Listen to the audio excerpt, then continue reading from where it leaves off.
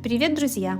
Я снова рада приветствовать вас у себя дома в своей домашней студии. Сегодняшнее видео я хочу посвятить тематике росписи свечей акриловыми красками и ответить на такой вопрос: можно ли это делать, безопасно ли?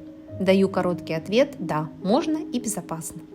А теперь я покажу вам, как это делать, и расскажу некоторые детали.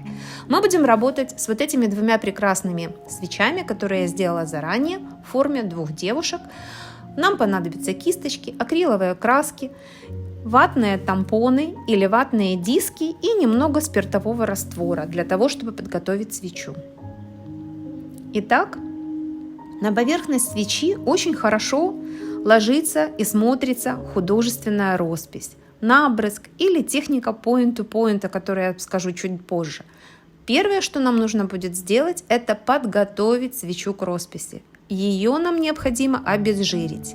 Для этого я возьму ватный тампон, немного спиртового раствора и обезжирю те места, с которыми буду работать на свече. То есть, как я вам сказала, мы будем делать прическу. Вот я те части, которыми буду работать, сейчас обезжириваю. Еще мы сделаем небольшой макияж, подкрасим губки свече, и вторую свечу мы будем разукрашивать только повязку во второй свече, которая надета на глаза нашей девушки. Итак, вы будете видеть, как я это делаю, а я вам просто буду рассказывать кое-какие детали. Сразу хочу сказать, не нужно бояться работать с акриловыми красками. Если у вас что-то пойдет в работе не так, вы сможете исправить любой недостаток. Просто возьмите ватный тампон и немного спиртового раствора и сотрите со свечи все, что вам показалось некрасивым, то, что вы нарисовали и вам не понравилось. Краски существуют разных брендов. Я взяла первые попавшиеся акриловые краски, которыми рисуют просто акриловые краски. Постарайтесь взять удобную кисточку. Мне, когда я работала, не повезло. Кисточка была не совсем тоненькая, и у меня были небольшие огрехи, когда я разукрашивала губки девушки в свече. Они у меня разукрашены не очень четко, но все делают ошибки. У меня тоже такая вот ошибка случилась во время работы. Однако же я пользовалась, как я вам сказала, ватным тампоном и ватным диском и немного спиртового раствора, который помог мне все это убрать, стереть со свечи, и я продолжила свою работу дальше. Итак, давайте поговорим вот еще о чем. Что очень многое в работе зависит, естественно, от замысла художника. Чаще всего свечи используются в качестве декоративного интерьера и украшения, которые вы расписали. Все расписные свечи можно отнести к декоративно-интерьерному украшению вашей квартиры, дома, офиса, дачи, где бы вы ни находились. Но это вовсе не значит, что не стоит отказывать себе в удовольствии и зажигать такую красивую свечу. Она совершенно безопасна. Итак, как я сказала, мы можем взять любую свечу, которая вам нравится. Она может быть цветная или бесцветная. Она может быть ароматизированная или не ароматизированная. И начать работать с ней. Главное, подготовьте и обезжирьте. Далее нам нужно будет помочь свече и краске в дальнейшем лучше скрепиться.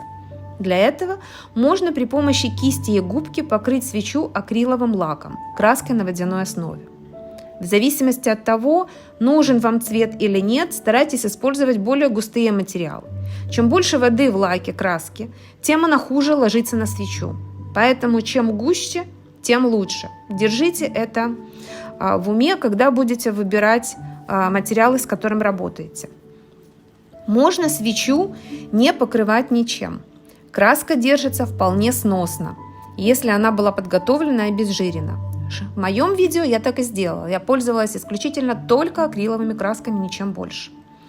Можно также покрывать еще и некоторые мастера покрывают свечу для закрепления росписи клеем, специальным клеем. У меня такого клея нет, я не пользовалась, но он существует. Поэтому, если у кого-то из вас есть такая возможность, вы можете просто поделиться идеей и написать в комментариях, Пользовались ли вы таким клеем для закрепления или нет?